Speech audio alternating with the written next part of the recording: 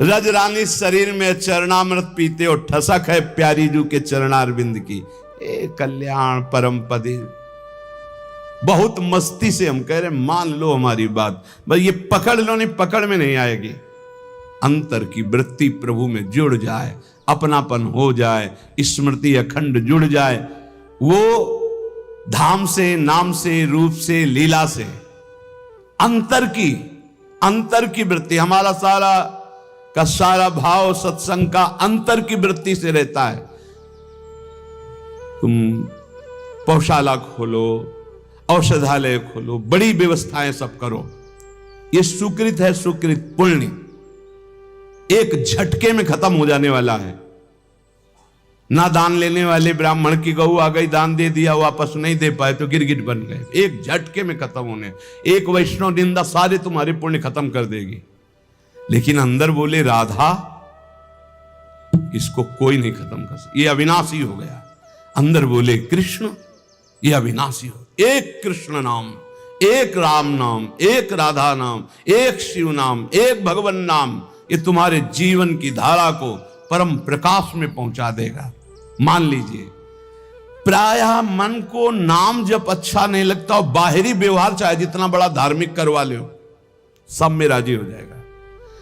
और जब कोई परिचय देता है तो बाहरी परिचय देता है अपने को, बाहरी परिचय, मैं अमुक जगह का अमुक हूं।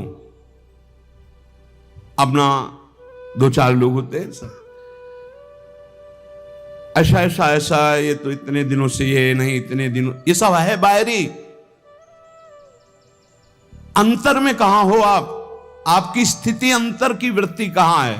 साधना बाहरी अंतर की वृत्ति को प्रकाशित करती। अंतर की वृत्ति में अगर आप नहीं हो तो बाहरी इन सबसे बहुत बड़े बड़े धोखा खा जाते हैं। इस बात से दूब का रस पीने वाले, वलकल की लंगोटी लगाने वाले, 60-60 हजार वर्ष समाधिस्थ रहने वाले दुर्वासा जी को लगा रानियों के बीच में रहने वाला है चक्रवर्ती राजा अम्बरीश, भला हमारी समानता क्या कर सकता है।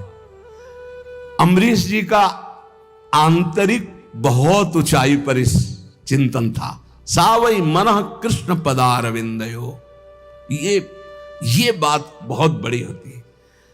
प्राय जहां लिखा पढ़ी होती है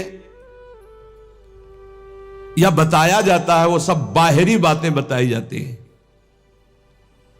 ये कोई बता ही नहीं सकता कि रात्रि में बैठ जाते हैं और 8-8 घंटे केवल रोते रहते हैं, क्योंकि वहां कोई देखने वाला नहीं होगा और रोने वाला बता ही नहीं सकता है। और इसी से भगवत प्रेम से ही सब स्थितियां जागृत होती, सब दिव्यताएं होती। ये बाहरी दिखावे में मत, बाहरी ये कुछ बोल, तुमसे पूछा जाए तुम कौन हो तो बोलने की हिम्मत न रह जाए, यही उत्तर है तुम्हारा। यहां तो पूछा ही नहीं जाता है, अपने आप सब बताते हैं, ये अमुक ईश्वर है, ये अमुक ईश्वर है। लगते हैं ईश्वर, लगते हैं सीधे ईश्वर लगते हैं। दास बनना तो बहुत बड़ी बात है। दास तो कोई महापुरुष ही बोलता है, नहीं सब ईश्वर ही बोलते हैं अपने को। ईश्वर से नीचे कोई नहीं बोलता है। ये वात्सल्य दास को प्राप्त होता है। ध्यान रखना, जहां हम कह रहे हैं कि भगवत प्राप्ति निश्चित है, वहां इस बात की दासता से, नाम में, रूप में, लीला में, धाम में आश्रित हैं। अपना कोई बल नहीं, अपने सबसे छोटे तो बहुत बड़े पद में पहुंच जाओगे। महाप्रभु चैतन्य देव जी कहे तृणादपि सुनी चेन, भला इसका कोई परिचय देगा कहीं जाके, मैं बहुत नीच अधम हूं, ऐसा परिचय कोई थोड़ी देता। नहीं, मैं अमुक अमुक अमुक हूं। और आचार्य महापुरुष जन कह रहे हैं कि ऊंचाई पर कौन चढ़ता है? बोले तृणादपि सुनीचेन, सुनीचेन तरोरियु सहिष्णुना अमानिना मानदेन कीर्तनीया सदा हरि। सही मार्ग में चलने पर भगवान की कृपा स्वयं बरसती है। हमने बाहरी ये किया, बाहरी ये किया, बाहरी ये किया, तो उसका फल आना चाहिए कि हमने किया ये भूल जाए और प्रभु की याद में खो जाए। सब साधन कर यह फल सुंदर, प्रभु पद पंकज प्रीति निरंतर, कुछ न करो चाहे, कभी एक चुल्लू जल न चढ़ाओ, कभी एक फूल न चढ़ाओ, कुछ न करो तुम, बस अंदर से राधा राधा राधा सब हो गया। सब कर रहे हो, अंदर से विषय चिंतन चल रहा है, प्रभु अभी कोई फल नहीं मिला, अंदर से राधा राधा, अंदर से मैं लाडली जो आपका। ये बिल्कुल रोज की पढ़ाई है, केवल भगवत प्राप्ति के लिए ये बैठा लीजिए। श्रीपाद प्रबोधानंद जी महाराज कह रहे हैं कि अपि मम कोटि भवान्ते भवतु परम तादृशो देहा, वृंदावन मधिवसता मुच्छिष्टैक स्पृहा भवेद यत्र। वृंदावन मैं करोड़ जन्म तक भजन करूंगा और यही बात मांगूंगा कि मैं इसी रज में जन्मूं, इसी रज में मरूं और इनके रज में वास करने वालों की जूठन खा खा के जीऊं, बस ये। वृंदावन मधिवसता मुच्छिष्टैक स्पृहा, उच्छिष्ट की स्पृहा, बड़ा दम है ये भगवत प्रेमी ब्रजवासियों के टुकड़ों में, बड़ा दम है। इसका प्रभाव प्रिया प्रीतम से सीधे मिलाता है। ये ब्रजवासियों की टूक प्रिया प्रीतम का प्रेम प्रदान करते हैं, विश्वास कीजिएगा। इनकी वाणी जरूर थोड़ा सा टेढ़ी मेढ़ी है, इनका व्यवहार भी टेढ़ा मेढ़ा हो सकता है, और इनके ठाकुर भी टेढ़े हो सकते हैं, पर उनकी कृपा जो है बहुत है। ठाकुर भी इनके टेढ़े हैं। देखो ना ब्रजराज कुंवर को जहां मिलेंगे तो कहीं ग्रीवा टेढ़ी, चरण कमर टेढ़ी, तो उनके ब्रजवासी भी टेढ़े हैं। इनकी वार्तें कुछ अलग होती है। अपने स्वरूप में आ जाएं तो सही। हम तो पहली बार जब, तो हमें लगा भगवान के धाम के वासी ऐसे कैसे हो सकते हैं।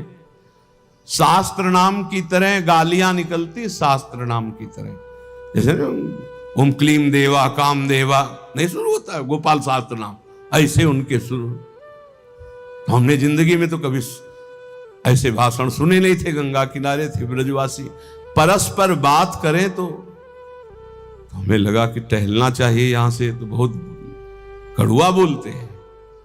नहीं, बाद में पता चला ध्रुवदास जी ने 42 लीला में लिखा हुआ है कि वेद की स्तुति से ठाकुर जितना नहीं रीझते, ब्रजवासियों की गाली से रीझ जाते। ए भाई, ठाकुर रीझ जाए तो हमें को रीझने में क्या परेशानी। ब्रजवासियों के टूक में बहुत बड़ी सामर्थ्य है प्रिया प्रीतम के प्रेम प्रदान करने की, बात पकड़ लेना। और गुरु कृपा से जब से ब्रजरज का सेवन हुआ तब से आज तक ब्रजवासियों के टूक मिलते रहते हैं। अब जा नहीं पाते तो कई घरों से भिक्षा आ जाती है, कई घरों से दो दो टुकड़े सबसे लेकर के। उधर पोषण आज भी ब्रजवासियों के टूक से ही होता है। श्रीपाद कह रहे करोड़ जन्म तक साधना करूंगा और यही मांगूंगा कि मैं वृंदावन में ही जन्मूं, वृंदावन की रज का सेवन करूं, वृंदावन के वासियों की जूठन पाऊं। वृंदावन मधिवसता, वृंदावन के बीच में रहूं, मुच्छिष्टे की स्पृहा, मेरी ये चाहत रहेगी, आवश्यकता रहेगी कि उच्छिष्ट ब्रजवासियों का पाऊं। मुझे इससे बढ़कर और कुछ नहीं चाहिए। अपने लोगों को क्या चाहिए? जो श्रीपाद कह रहे हैं वही मिला हुआ है। वृंदावन वास, वृंदावन की रज, ब्रजवासियों की जूठन। अब तो गर्व से कहो धन्योस्मि, मैं धन्य हो गया। मेरे भाग्य ऐसे कहां, वृंदावन ने मुझे धन्य कर दिया। चलते हैं संत वाणी, भगवत प्रेमी महापुरुषों के वचन। हरिर हरति पापानि दुष्ट चित्तैरपि स्मृतः, अनिच्छापि संस्पृष्टो दहत्येव हि पावकः, जिह्वाग्रे वसते यस्य हरिरित्यक्षरद्वयम् स विष्णुलोकमाप्नोति पुनरावृत्ति दुर्लभम। अगर पापी जन हैं, दुष्ट चित्त वाले हैं, और वो भी उच्चारण करें हरि, श्री हरि, हरे नमः, तो बोले हरिर हरति पापानि दुष्ट चित्तैरपि स्मृता। ऐसा स्मरण करते ही, बोलते ही अनिच्छापि संस्पृष्टो दहते भी पावकः। जैसे इच्छा ना हो या इच्छा हो, कैसी भी स्थिति हो, आग छू जाए तो उसमें दाहिका शक्ति जला देगी।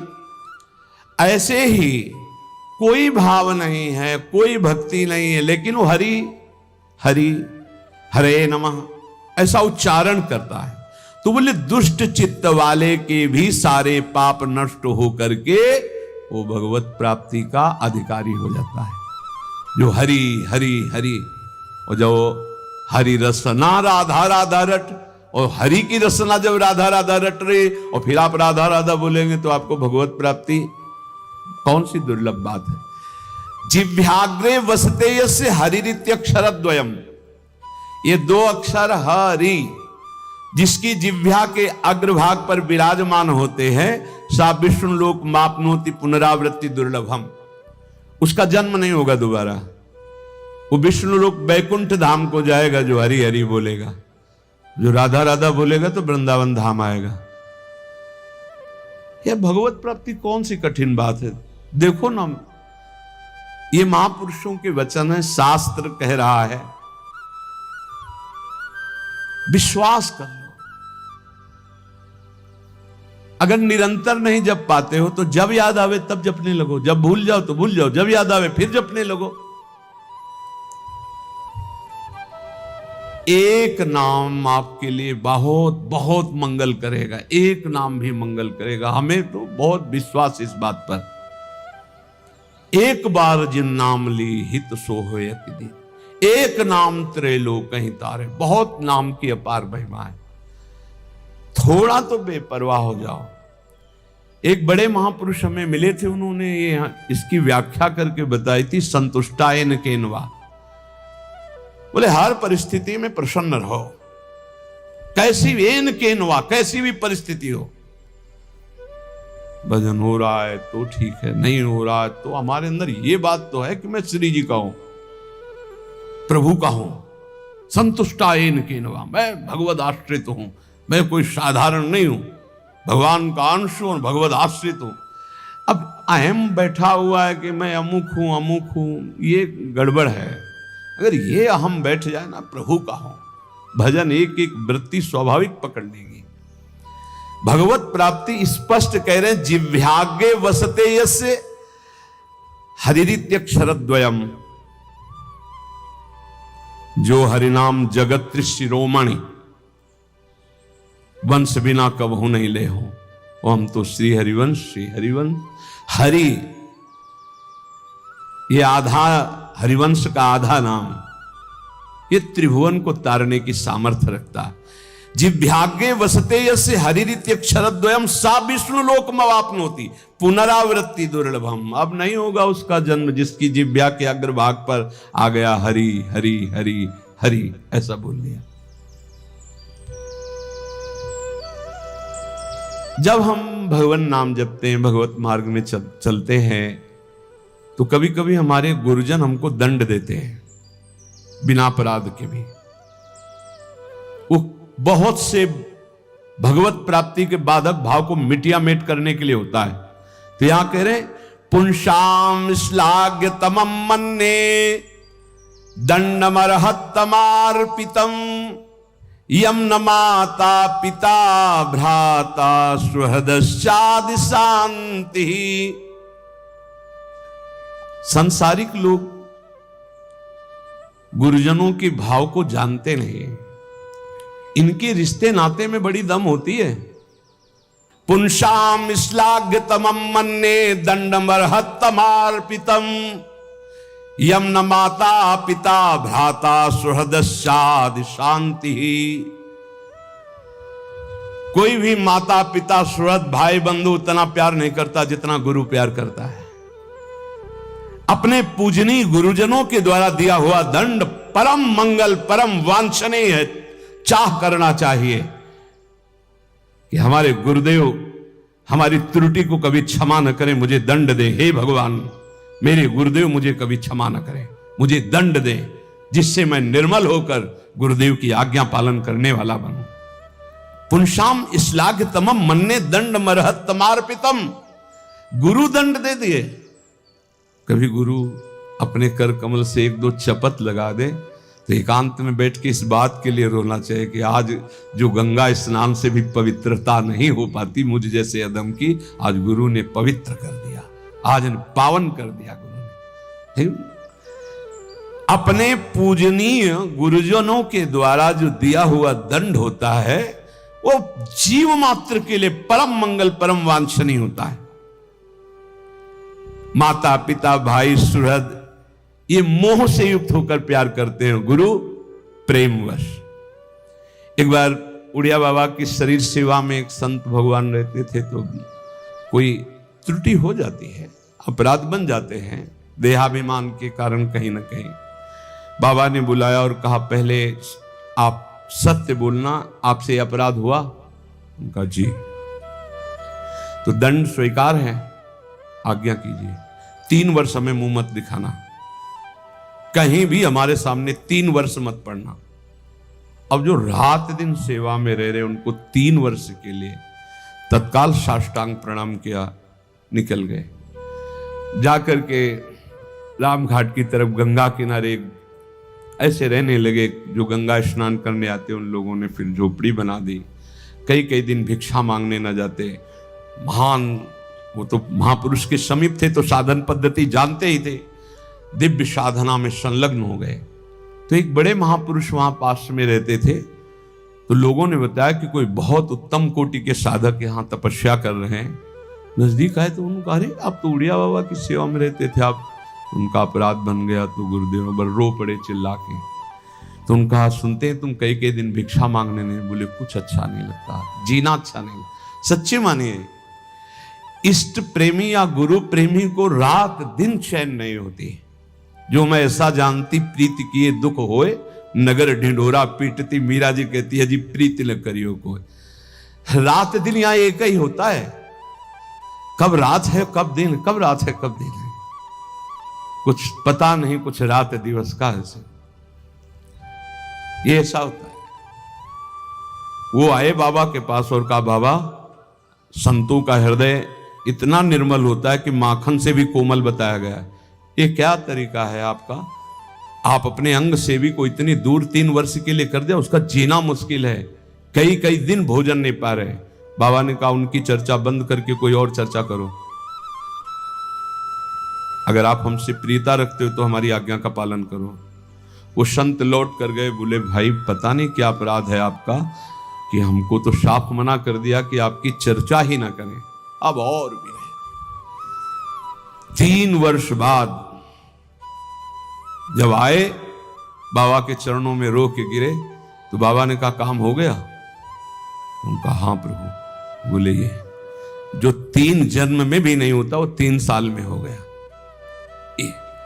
गुरुजनों के द्वारा दिया हुआ दंड विधान जीव मात्र के लिए अत्यंत वांछनीय परम मंगलमय। बस मान ले, सच्ची मान लेना, सच्ची।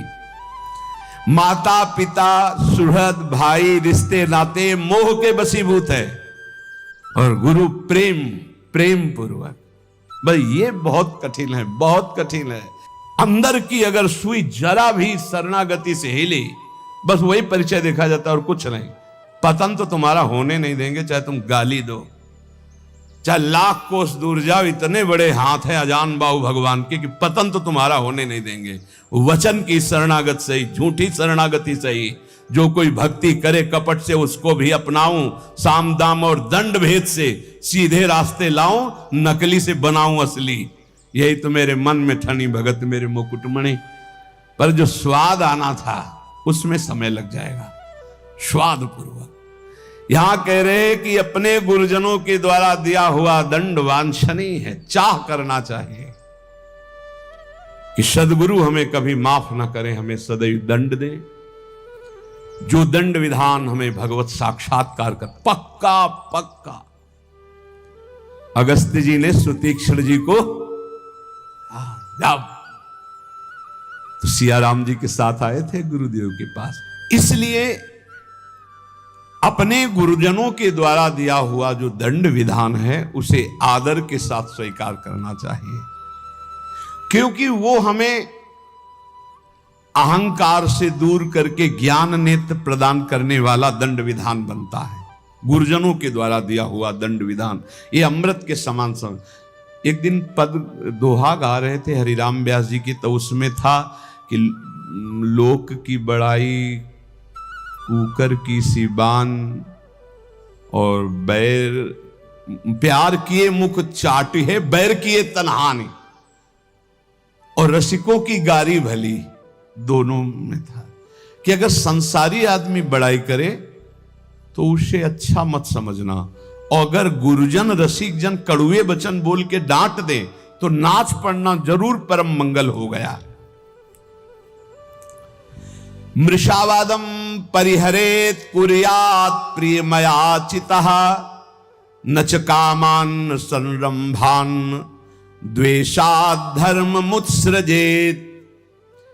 यदि नाम जप करना है निरंतर तो झूठ बोलना छोड़ दो। झूठ बोलने वाले की जबान पे नाम जप निरंतरता में नहीं आता, पकड़ो। मृषावादम परिहरेत, झूठा बोलना बंद करो। माला है, नाम जप कर रहे हो, सत्य बोलो। झूठ बोलने से क्या लाभ मिलेगा? भगवान नाम में चल रहे हो, भगवत मार्ग में चल रहे हो। और देखो व्यापार आदि में भी झूठ बोलने की जरूरत नहीं। जिनको लगता है बिना झूठ बोले व्यापार नहीं चलता, वो कमजोर हृदय के हैं। सब कोई जानता है मुनाफे के लिए व्यापार किया जाता है। अपनी सामान का मुनाफा जोड़कर बोल दीजिए, झूठ बोलने की जरूरत नहीं। अरे बहुत झूठ बोलते हैं। एक गमछा है खरीदने के लिए, जिससे गए वो 130 रुपया, नहीं थोड़ा कम कर दो। वो तुम्हें बताएं, कसम से कहते हैं 120 का लाए। अब 120 का तुम ले ही ले हो, तुम्हारे लिए हम कसम बोलने की क्या जरूरत थी? झूठ क्यों बोल गए? भाई 130 का हम दे रहे हैं, तुम्हें लेना लीजिए, नहीं दूसरी दुकान दीजिए। ज्यादा उसमें चापलूसी या झूठ बोलने की जरूरत नहीं। मृषावादम परिहरेत, यदि आप व्यापारी हैं या गृहस्थी में कोई भी कार्य बोले बिना झूठ बोले काम नहीं चलेगा। ऐसा तो हमें शास्त्रों में कहीं नहीं मिला कि कोई व्यापार कोई ऐसा कार्य की झूठ हो। हाँ, एक जगह जरूर झूठ बोल देना चाहिए। यदि किसी के प्राण बच रहे हैं, सर्वस्व का नाश बच रहा है, जरूर झूठ बोल दो, उसके प्राण बचा लो। वो झूठ तुम्हें सत्य का लाभ प्रदान करेगा। अपने स्वार्थ के लिए झूठ मत बोलो।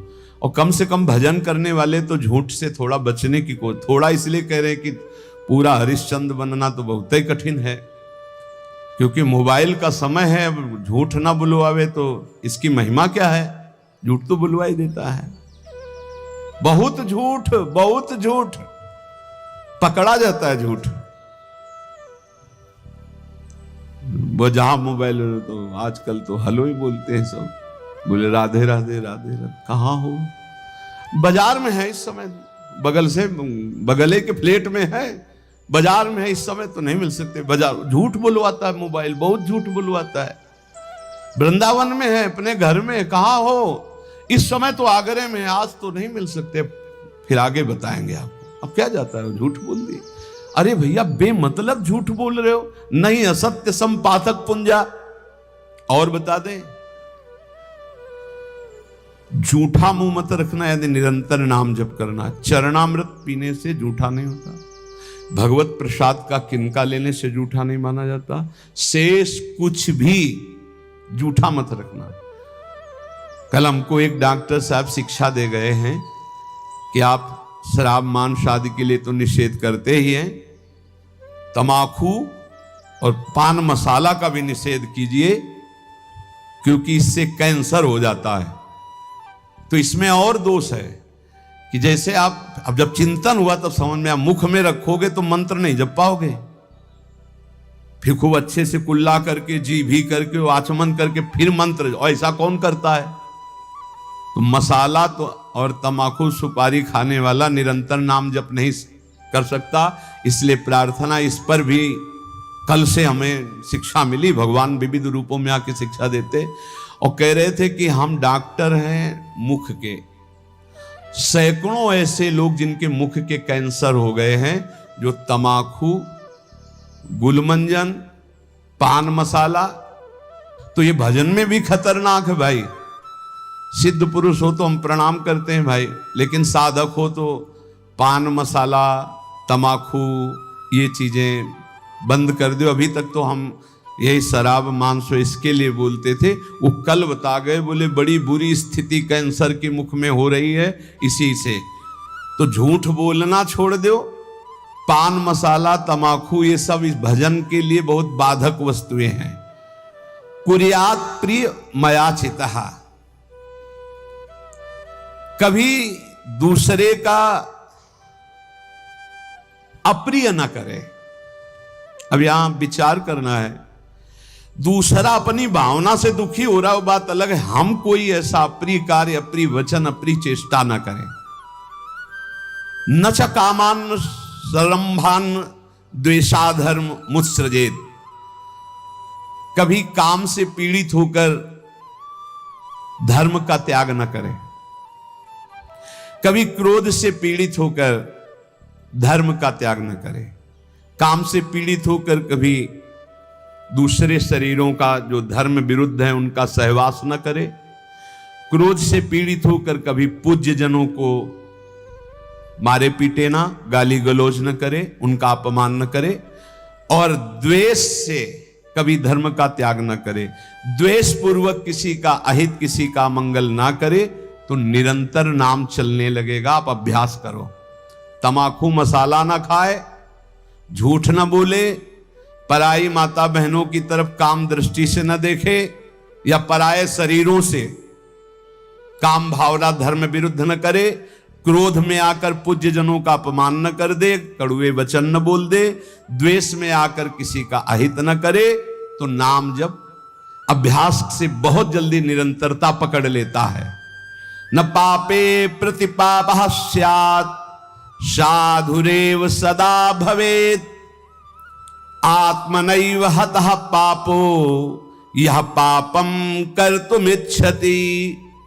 यदि तुम्हारे साथ कोई पापी आदमी पाप का बर्ताव कर दे, यदि तुम नाम जापक हो, तो उसके बदले में तुम पाप मत करना। ना उससे तुम बदला चाहना, ना भगवान से, ना किसी और के सहयोग से, और ना स्वयं से। ये भगवत प्राप्ति के लिए है।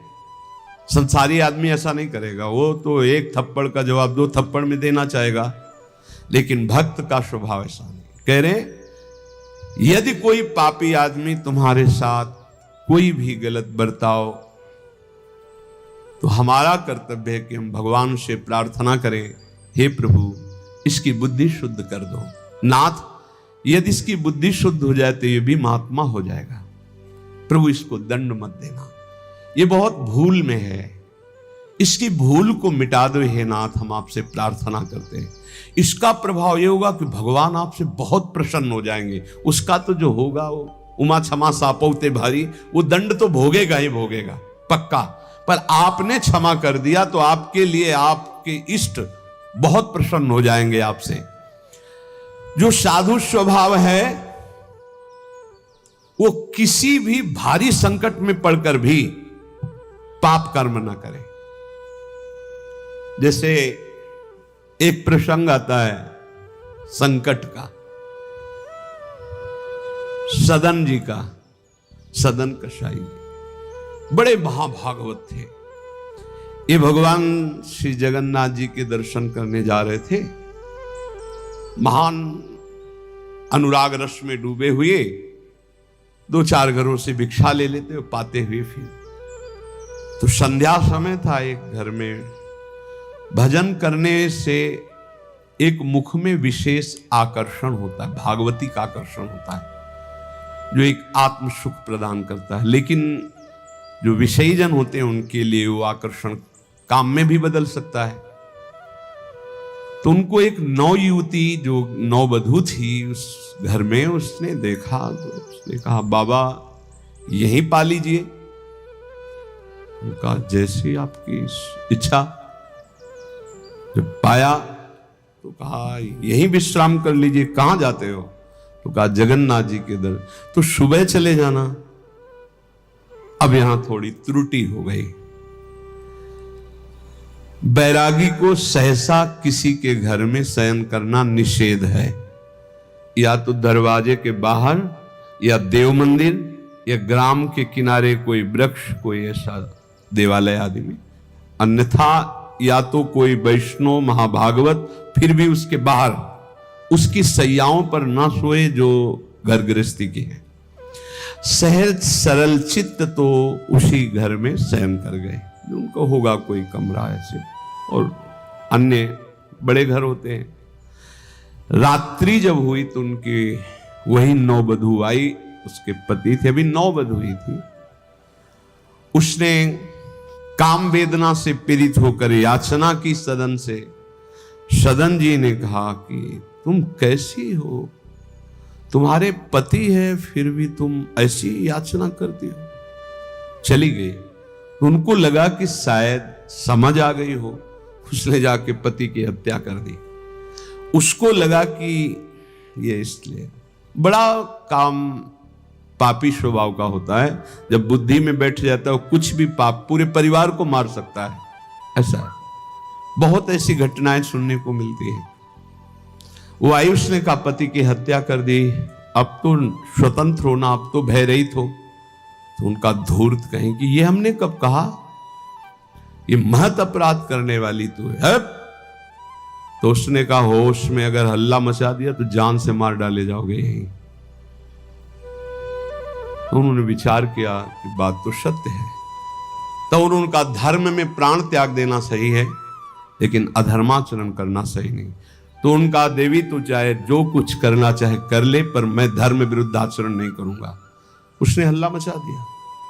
गांव के लोग एकत्रित हो गए। क्या ये साधु नहीं है, ढोंगी है, इसको हमने बड़े सम्मान से भोजन पवाया और अपने घर में वास दिया, ये रात्रि में कुछ धर्म विरुद्ध आचरण करना चाहा था, मेरे पति ने विरोध किया तो पति का गला काट दिया।